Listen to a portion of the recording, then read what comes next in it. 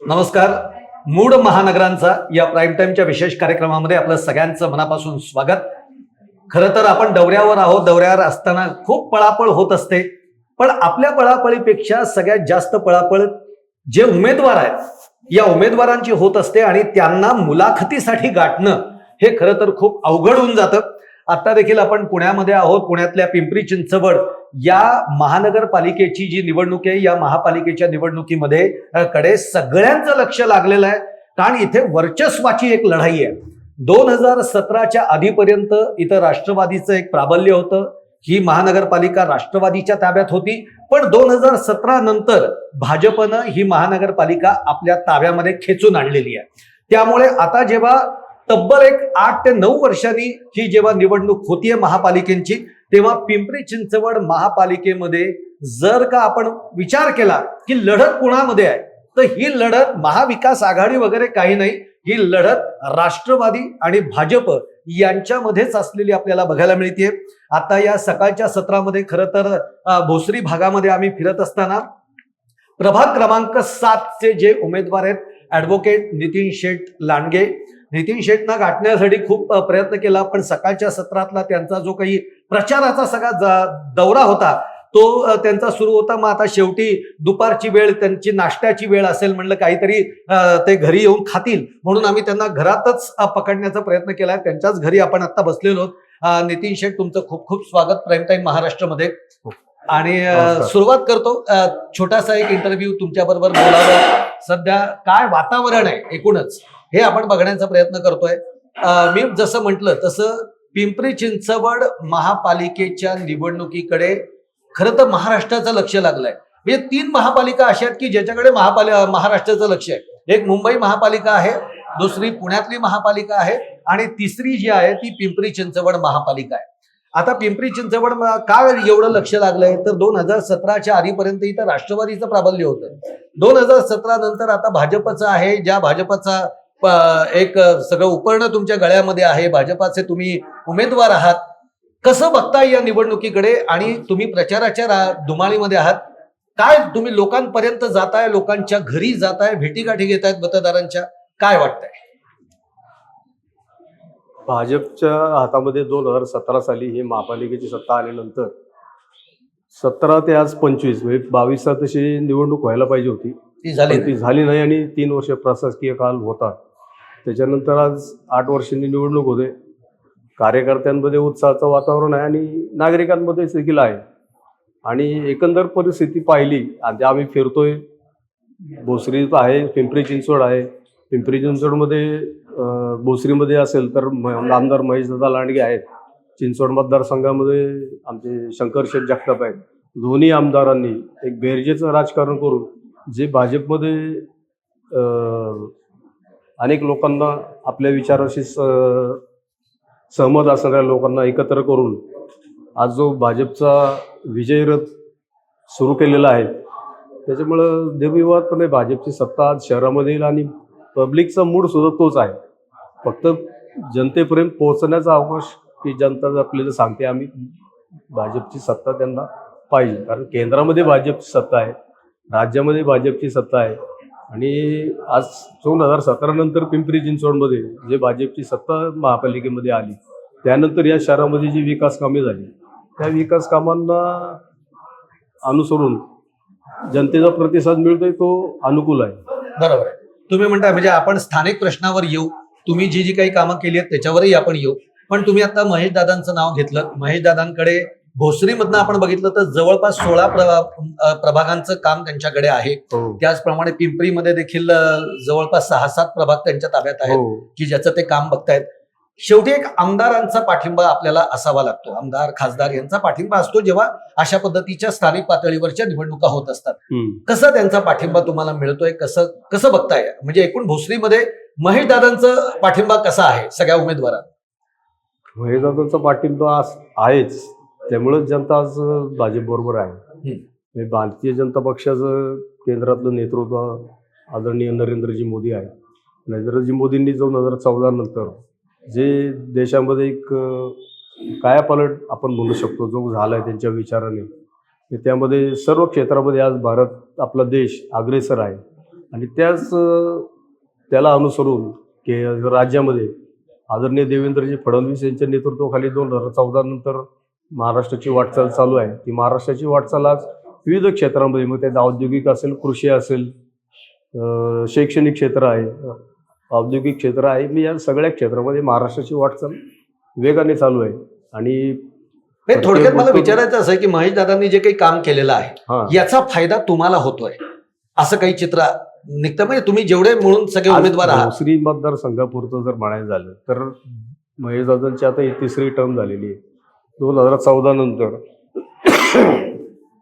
त्यांनी आज भोसरीच्या आणि परिसराच्या विकासासाठी अनेक महत्त्वाचे प्रकल्प या ठिकाणी आणले, ज्यामध्ये वेस्ट टू एनर्जी असेल किंवा पिंपरी चिंचवड शहराला भेडसावणारा म्हणजे जो पाण्याचा प्रश्न आहे की आज 1978 साली नगरपालिकेची स्थापना झाली आणि 82 साली महापालिका झाली. 86 साली पहिली निवडणूक झाली. 82-86 साली जी पहिली निवडणूक झाली त्यावेळेस शहराची मतदारांची संख्या ही 3.5 लाख होती.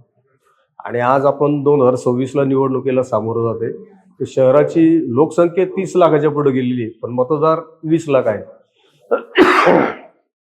पण शहराला पाणी पुरवठा करणारं जे पवना धरण आहे, ह्या पवना धरणाची कॅपॅसिटी 1978ला 10 TMC होती आणि आज पण ती 10 TMCच आहे. त्यामुळं पाण्याचा प्रश्न जो भेडसावत होता शहराला, ह्या पाण्याच्या प्रश्नातनं मुक्तता, शहरातील नागरिकांची मुक्तता व्हावी यासाठी त्यांनी भामा आसखेड धरणाचं जे रिझर्व्ह वॉटर होतं ते पाणी शहराला मिळण्यासाठी प्रयत्न केले आणि त्याच्या पाईपलाईनचं काम आता सुरू आहे. ते पाणी येणाऱ्या काळात काही पाणी आलंय, पूर्ण क्षमतेने ज्यावेळेस शहराला पाणी मिळेल त्यावेळेस हा पाण्याचा प्रश्न मिटणार आहे. म्हणजे हा जो दिवसाआड पाण्याचा प्रश्न आहे हा पूर्ण वेळ पाणी आपल्याला मिळेल. 365 24/365 हा जो पाण्याचा प्रश्न मिटवण्यासाठी त्यांनी नेटाने प्रयत्न केला. त्यानंतर आज शहराची वाटचाल होत असताना त्यांनी प्राधिकरणाकडं जागा मिळवून एक सुसज्ज न्यायालयाची इमारतीचं काम चालू आहे, एक पोलीस आयुक्तालयाचं काम चालू आहे. सर्वसामान्यांच्या मुलांना तंत्र शिक्षणाचा अभ्यास करता यावा त्यासाठी शासकीय तंत्रनिकेतन इंजिनिअरिंग कॉलेजचं काम चालू आहे. शासकीय इंजिनिअरिंग कॉलेजचं मोशीमध्ये एक मोठं अत्याधुनिक हॉस्पिटलचं काम चालू आहे. आणि सर्वात त्यावरती कळस म्हणजे छत्रपती संभाजी महाराजांचं स्मारक, जे आपल्या सर्व तरुणांना आणि मराठी मनाला सदैव प्रेरणा देणारं आदरणीय छत्रपती शंभू महाराजांचं 200 फुटाचं स्मारक जगात कुठे नाही, त्याचं काम त्यांनी केले आणि सगळ्यात महत्त्वाचं काम तेच आहे. आणि या विचारानं प्रेरित आज तरुण वर्ग आहे, महिला वर्ग आहेत. महिला वर्गांसाठी अनेक त्यांनी सुविधा केल्या. त्यांनी इंद्रायणी तडीच्या माध्यमातून अनेक वर्ष जत्रा भरवली, त्यांचा उपक्रम केले. त्यामुळे सर्व क्षेत्रातील नागरिक उत्साहाने त्यांच्याबरोबर आहेत आणि हाच त्यांचा पाठिंबा आम्हा सर्व भोसरी मतदारसंघातल्या उमेदवारांना मिळतोय. त्यामुळे निश्चितच भाजपची विजयाकडे वाटचाल होणार यात शंका नाही.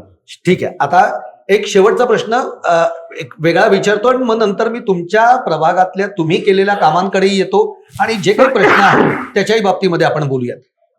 सध्या अजितदादांनी सुद्धा कंबर कसलेली आहे, म्हणजे काही झालं तरी आता पिंपरी चिंचवडमध्ये आपली सत्ता आणायची यासाठी कंबर कसलेली आहे. सध्या त्यांनी 2-3 विधानं पिंपरी चिंचवडमध्ये येऊन अशी केलेली आहेत. म्हणजे आता परवाचं देखील एक विधान असं आहे की जे त्यांनी नाव घेतलं नाही पण अप्रत्यक्षरित्या त्यांनी महेश दादांना त्याच्यामध्ये लक्ष केलेलं आहे. ते असं म्हणाले की 2017 पर्यंत, याच्या आधीपर्यंत जो मी या शहरासाठी विकास केला, 2017 नंतर या सगळ्यांनी वाट लावून टाकली, अशा पद्धतीचं एक विधान त्यांनी केलं. मग त्याच्यानंतर त्यांनी याच्या आधी भाजपवर एक टीका केली की माझ्यावर जे सतत आरोप केले जातात की मी आरोपी आहे, मी आज यांच्याच बरोबर सत्तेमध्ये आहे, अशी काही महत्वाची विधानं त्यांनी केली की लोकांचं लक्ष हे राष्ट्रवादीकडे वळावं. कसं बघता याच्याकडे तुम्ही? नाही, 2017च्या आधी त्यांनी सांगितलं विकास केलाय, ठीक आहे ना. आमचे वडील सुद्धा 1986-78 पासून या शहराच्या विकासामध्ये आणि महापौर राहिलेले आहेत. ते महापौर तर नंतर झाले, पण 1972ला ज्यावेळेस 4 ग्रामपंचायती मिळून ज्यावेळेस नगरपालिकेची स्थापना झाली, पिंपरी चिंचवड, आकुर्डी आणि निगडी, हे अशा 4 नगरपालिका मिळून ग्रामपंचायती मिळून नगरपालिकेची स्थापना झाली. 6 वर्ष ते सुद्धा शहराचे उपाध्यक्ष होते. नामनिर्देशित बॉडी होती 1978 सालापर्यंत. त्यांनी शहराच्या विकासामध्ये हातभार म्हणजे पाय रचलेला आहे. अण्णासाहेब मगर होते, कैलास होते अण्णासाहेब मगर, हे त्यावेळेस नगरपालिकेचे अध्यक्ष होते.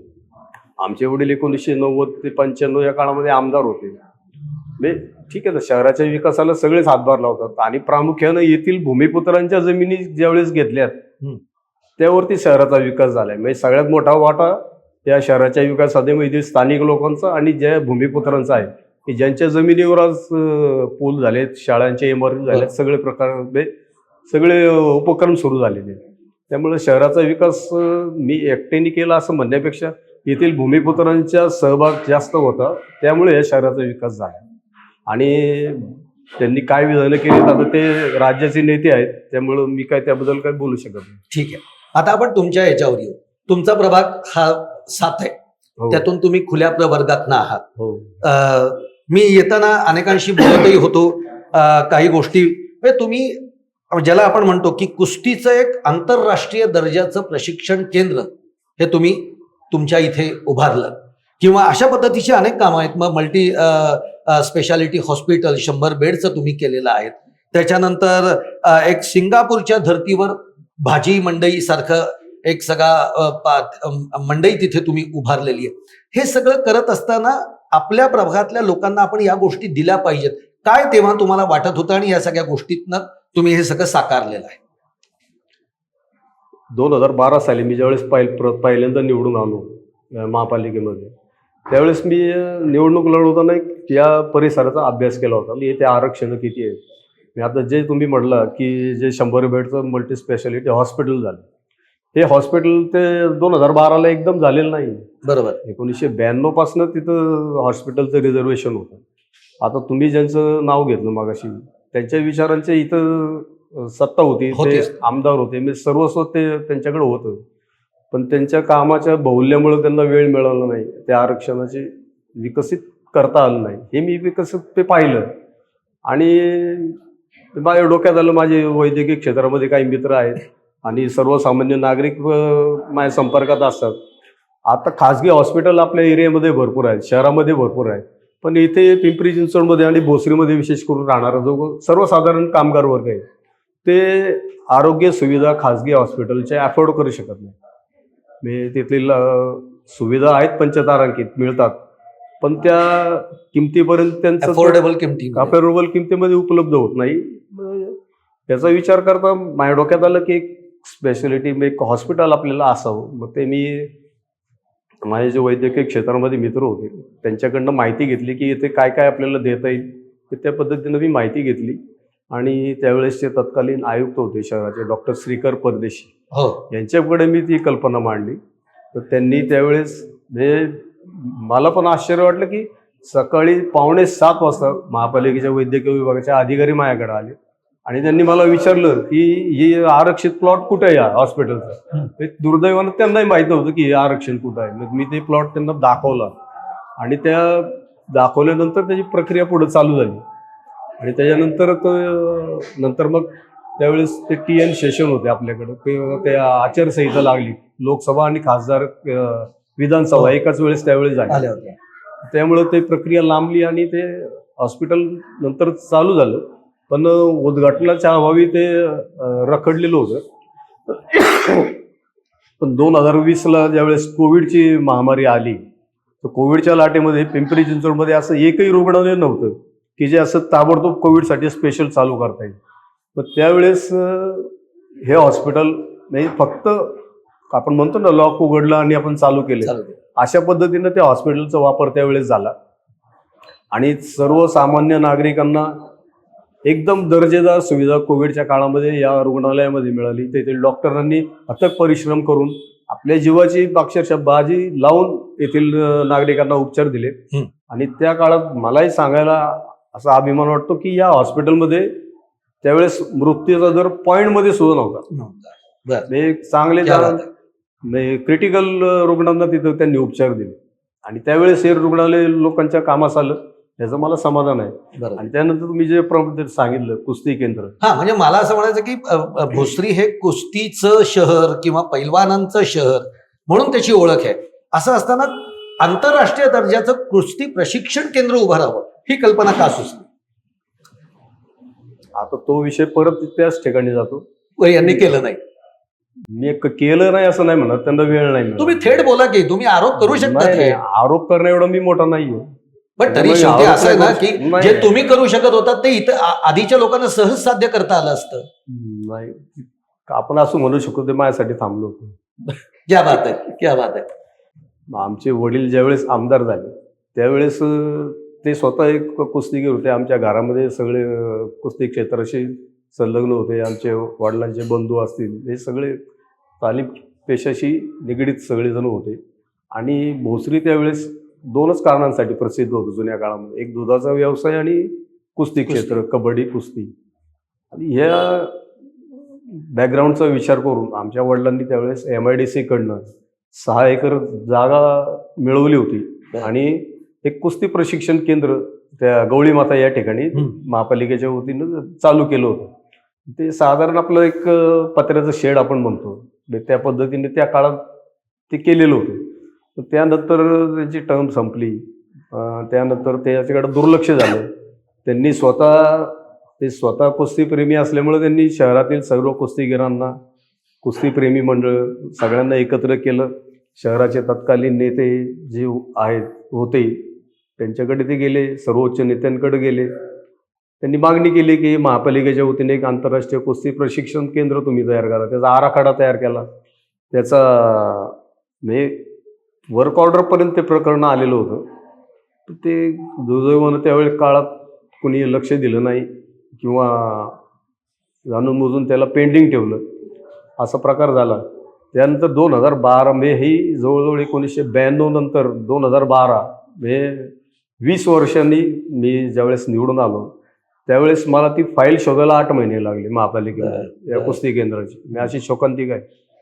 ती फाईल मला मिळाल्यानंतर त्याचा मी पाठपुरावा केला आणि आदरणीय आंतरराष्ट्रीय कुस्तीगीर पंच बाळासाहेब लांडगे आणि माझे वडील यांच्या संकल्पनेतून ते कुस्ती केंद्र साकारलेलं होतं. ते साकारलेलं कुस्ती केंद्र मी त्या पद्धतीनं इकडं सर्वे नंबर 1 मध्ये मोकळी जागा होती, गावालगत होती. गावातल्या तरुणांना, लहान मुलांना त्या क्षेत्रामध्ये नाव करता यावं या एका उद्देशाने मी ते कुस्ती केंद्राची निर्मिती केलेली. बरं, एक कायम असं होतं की याच्याकडे सहसा एखादा नगरसेवक वगैरे लक्ष देत नाही, पण गव्हाणे वस्तीमध्ये पावसाचं पाणी साचण्याचं प्रमाण खूप होतं.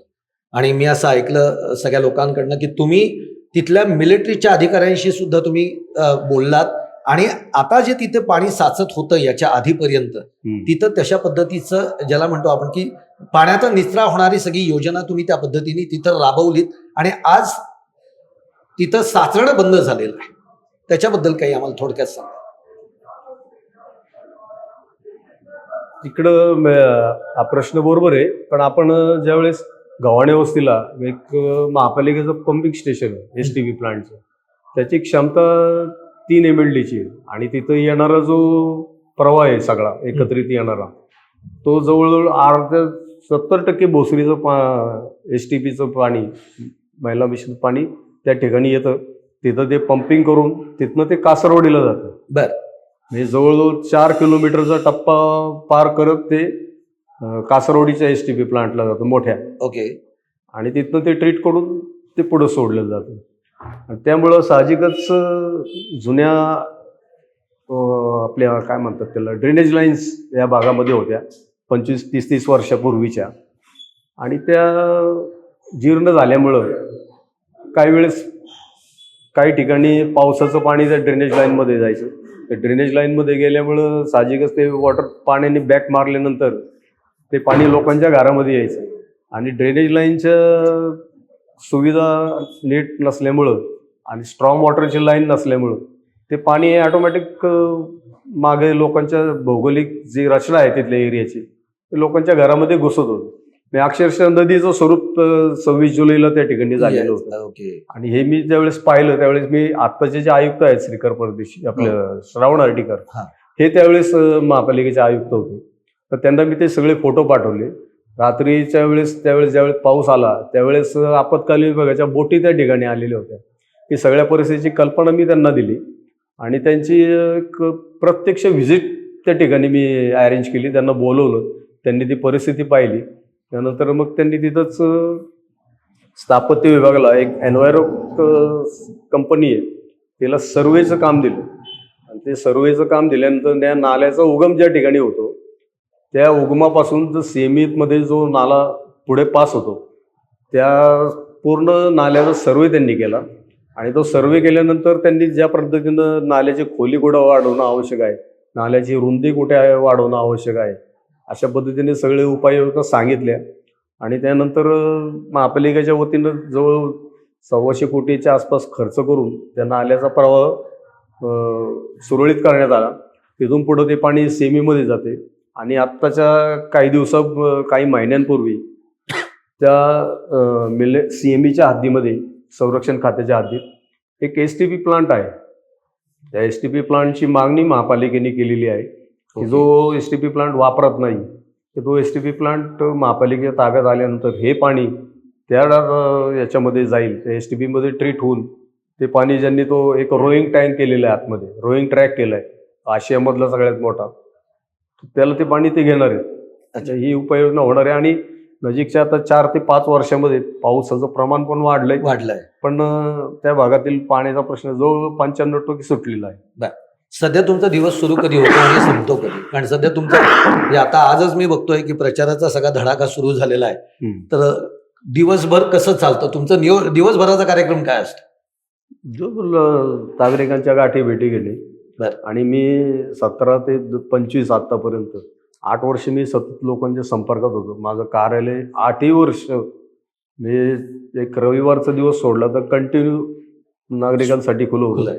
तर त्या तिथं मी लाडक्या बहिणीची योजना असेल, नवीन मतदारांच्या नोंदी असतील, मी लाडक्या बहिणीचे जवळजवळ 4,500 अर्ज माझ्या इकडं भरले गेले आणि 90% लाभ महिलांना मिळाला. जवळजवळ 2,500 नवीन मतदारांची नोंद माझ्याकडे झाली.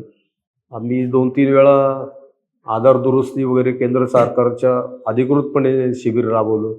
परत आयुष्यमान भारत कार्ड वगैरे वगैरे, ई श्रम कार्ड हे कायम चालू असतं. ही सर्व उपक्रम महिलांच्यासाठी, नागरिकांसाठी. कोणाचे रेशनिंग कार्ड बंद होते, हे रेशनिंग कार्ड मी चालू करून दिले की ज्यांना आज अंत्योदय योजनेमध्ये अन्नधान्याचा लाभ सर्वसामान्य कुटुंबांना मिळतो. आणि किरकोळ नागरिकांच्या रोजच्या तक्रारी असतात, हॉस्पिटलला कुठं ॲडमिट करायचं आहे, कुठं बिलामध्ये थोडं कमी जास्त करायचं आहे, कोणाला ॲम्ब्युलन्स पाहिजे किंवा ड्रेनेज नाही, पाणी येत नाही, लाईट नाही, रस्ते नाही, ब्लॉक नाही. ही सगळी कामं मी दैनंदिन, माझ्याकडे जरी आत्ता नगरसेवक पद 3 वर्ष आता नव्हतं, प्रशासकीय काळ होता, पण आपले संबंध अधिकाऱ्यांशी ज्या पद्धतीने असतील तर त्याचा लाभ आपल्याला उपयोग या 3 वर्षामध्ये मला झाला. आणि मी नागरिकांची कामं करता आली मला. त्यामुळे मग नागरिक भेटतात, सांगतात तुमच्यामुळे माझं हे काम झालं, तुमच्यामुळे माझं ते काम झालं, हे काम राहिलंय, किंवा अशा पद्धतीने भेटतात. दिवस त्यामध्ये कसा निघून जातो हे कळत नाही. असं त्याला स्पेसिफिक असं टाइम टेबल नाही की इतक्या वेळेपासून इतक्या वेळेपर्यंत आणि इतक्या वेळेपासून इतक्या वेळेपर्यंत. ठीक. आता मी मगाशी तुम्ही काय काय कामं केली त्याच्याबद्दल बोललो. आता मतदाराचं प्रेम तर तुमच्यावर आहे, तुम्ही लोकांशी भेटता आहात. उद्या निवडून आल्यानंतर तुमचं विजन काय आहे? म्हणजे आज जेव्हा तुम्ही आंतरराष्ट्रीय दर्जाचं कुस्ती केंद्र असावं, अमुक असावं, ह्या ज्या सगळ्या आपण गोष्टी, मल्टिप्लेक्स हॉस्पिटल केली, आता या पुढच्या काळात आपल्या प्रभागातल्या जनतेला, मतदाराला आपल्याला काय द्यायचं, काय विजन तुमचं आहे? मगाशीच मी सांगितल्याप्रमाणे येथे राहणारा जो वर्ग, सर्वसामान्य वर्ग आहे, येथील सर्वसामान्य कुटुंबाच्या मुलांना दर्जेदार शिक्षण उपलब्ध करून देण्यासाठी आत्ता मी एक महापालिकेचे एक छत्रपती शिवाजी विद्या मंदिर PMT चौकामध्ये शाळा होती, ती शाळा आता निष्कासित करून तिथं सुसज्ज इमारतीचं काम चालू केले. हे काम पूर्ण झाल्यानंतर आज महापालिकेची परिस्थिती अशी आहे की काही भागामध्ये महापालिकेच्या शाळांमध्ये पटसंख्या खूप कमी आहे की तिथे काही वर्ग बंद करावे लागतात. भोसरीत परिस्थिती अशी आहे की इथं वर्ग कमी पडतात, असं विषम परिस्थिती आहे. त्या पद्धतीने इथे वर्ग संख्या वाढवून शिक्षकांची संख्या वाढवायची आणि सर्वसामान्य कुटुंबाच्या मुलांना शिक्षण मिळण्यासाठी प्रयत्न करायचे. परत इथं छोट्या व्यावसायिकांचं प्रमाण भरपूर आहे. PMT चौक, PCMT चौक जो गावाणी वस्तीला आहे, तिथे एक परिवहन खात्याचा डेपो त्या ठिकाणी होता. ते डेपो दुसरीकडे स्थलांतर झालं, ती जागा मोकळी. तिथं काही महापालिकेच्या इमारती होत्या, त्या आता जवळजवळ त्यांचं स्ट्रक्चरल ऑडिट झालेलं आहे. त्या निष्कासित करून त्या ठिकाणी सर्वसामान्य व्यावसायिकांना परवडेल असं एक शॉपिंग मॉल त्या ठिकाणी करणं, ह्यालाही माझी प्रायोरिटी राहील. परत गव्हाणे वस्तीला पहिलं एक जुनं हॉस्पिटल होतं आपलं ते महापालिकेचं, ओके. त्याला टाटाचं हॉस्पिटल म्हणायचे. बर. त्यानंतर 82 साली तिथं एक हॉस्पिटल झालं. आता त्या ठिकाणी आपल्या शहरामध्ये नवजात शिशु आणि त्या माता ज्या आहेत त्या नवजात शिशु आणि मातांसाठी एक हॉस्पिटलचा मी प्लॅन केलेला होता. साधारण 245 बेडचं ते हॉस्पिटल होतं. नाही पण लहान मुलांचं ICU जे म्हणतो ते इन्क्युबेटर, ते काचेचे पेटी वगैरे असते, बरोबर, की त्या जवळजवळ 75 ते ICU बेड आहेत त्यामध्ये. आणि सर्व त्या वर्गातल्या मुलांमध्ये नवजात शिशु आणि त्या गर्भवती माता यांना जे आवश्यक आहे, जे ट्रीटमेंट त्या ठिकाणी लागतं, ते सर्व त्या तिथे महापालिकेच्या वतीनं उपलब्ध करून देण्यासाठी मी जेव्हा स्थायी समिती सभापती होतो तेव्हा ते हॉस्पिटल मी मंजूर करून घेतलं. आणि ते कामाचे ते आदेश देखील झाले होते, पण काही समाजातील काही घटकांनी त्याच्याबद्दलचा बाऊ करून घेतला आणि कोर्टामध्ये ते गेले आणि त्याला तात्पुरती स्थगिती मिळवलेली. ती स्थगिती उठवून लवकरात लवकर त्या हॉस्पिटलची उभारणी करून सर्वसामान्य कुटुंबातील सर्वसामान्य मातांना आणि लहान मुलांना ते आजूबाजूच्या परिसरातील देखील एक दर्जेदार आरोग्य सुविधा उपलब्ध करून देणे, यालाही प्रायोरिटी राहील. आणि पिंपरी चिंचवड शहराचं नाव जागतिक लेवलला जाण्यासाठी माझ्या डोक्यात एक कल्पना आली होती की आपल्या महाराष्ट्रामध्ये मला वाटतं एक फिश ॲक्वेरियम नाही आहे. हो, हे फिश ॲक्वेरियम मला वाटतं मुंबईला तारापूरवाला म्युझियमला होतं, ते आता मला वाटतं ते बंद झालेले आहे. आणि एक पुण्यामध्ये संभाजी पार्कमध्ये एक छोटं आहे. मग ते सगळ्याचा अभ्यास करून मी एक भोसरी सहल केंद्रामध्ये फिश ॲक्वेरियमचं काम चालू केलेलं आहे. आता त्या मध्यंतरीच्या काळामध्ये प्रशासकीय काळात त्याला निधीची उपलब्धता झाली नाही. आता मी 2026ला निवडून ज्यावेळेस येईल त्यावेळेस त्याच्यासाठी निधी उपलब्ध करून लवकरात लवकर ते नागरिकांच्या सेवेसाठी ते उपलब्ध करून देणे, त्याचं लोकार्पण करणे, ह्याला एक माझी प्रायोरिटी राहील. पण आता हे सगळ्या प्रायोरिटीज असताना थोडंसं लोकांच्या मनातले देखील काही प्रश्न आहेत. पाण्याचा प्रश्न आहे. लोक म्हणतात की दिवसाआड पाणी येतं आणि हा पाण्याचा प्रश्न सुटला पाहिजे किंवा टँकर मुक्त शहर झालं पाहिजे भोसरीचं. आता टँकरशी खूप म्हणजे टँकर येतोय आणि आम्हाला पाणी मिळत नाही, अशी एक परिस्थिती लोकांची आहे. आमच्या प्रभागामध्ये तर टँकरने पाणी पुरवठा होत नाही कोणी.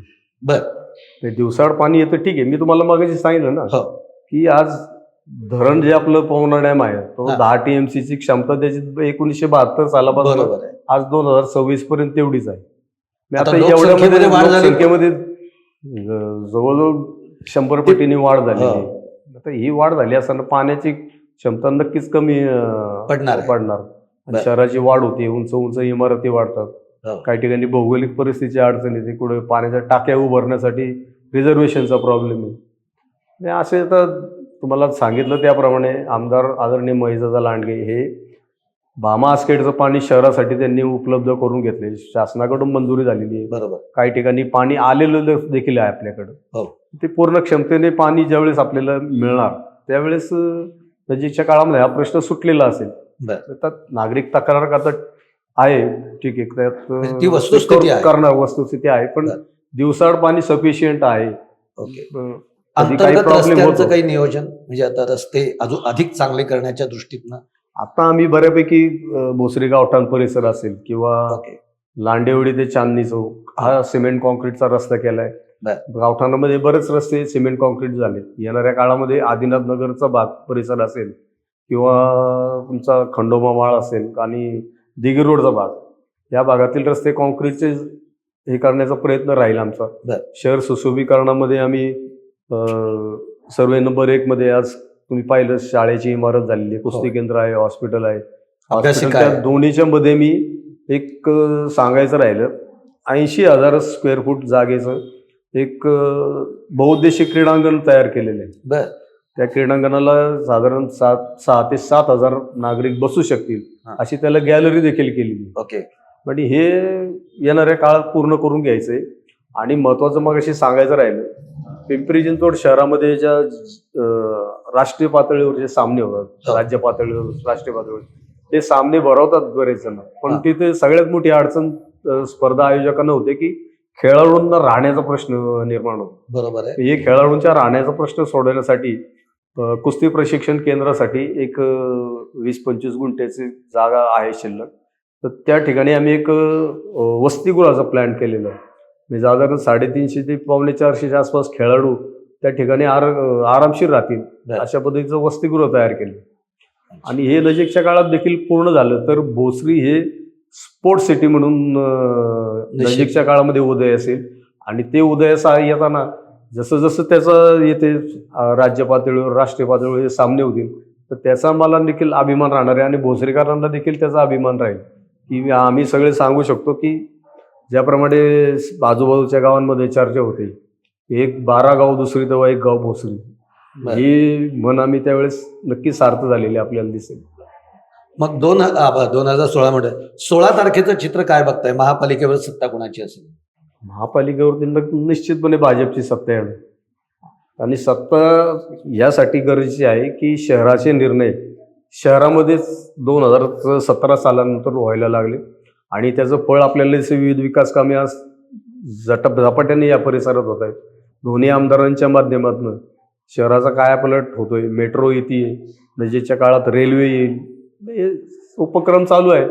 आणि याला आपल्याला कोणाला भेटायला मुंबई, दिल्ली किंवा इतर ठिकाणी जावं लागत नाही. बरोबर. शहराचे निर्णय शहरात होतात. आपले स्थानिक लोक, शहर पिंपरी चिंचवड परिसरात राहणारा जो नागरिक आहे तो स्थानिक नागरिक येथील लोकप्रतिनिधींना भेटून तर आपले प्रश्न सोडून घेतो. थोडक्यात 2017 नागरिकांना काय अपेक्षा असतात? म्हणजे 2017ला जी सत्ता आलेली आहे हो, ती या वेळेला पुन्हा टिकेल असं तुमचं मत आहे? हा, बरोबर. हा. येस. धन्यवाद. तुम्ही एवढा वेळात वेळ काढून आमच्याशी दिलखुलास आणि अगदी सविस्तर कामं काय झाली आहेत हे तर आपल्याला माहिती, पण काय करायचंय याच्यावर जो तुम्ही अधिक भर दिलात आणि शहराचा चेहरा एक बदलण्याचा जो तुमचा सगळ्यांचा मिळून एक प्रयत्न आहे त्याबद्दल खरंच तुम्हाला खूप खूप शुभेच्छा. आणि आता 15 तारखेच्या दृष्टीने सुद्धा प्राईम टाईम कडनं तुम्हाला मनापासून शुभेच्छा. धन्यवाद. धन्यवाद.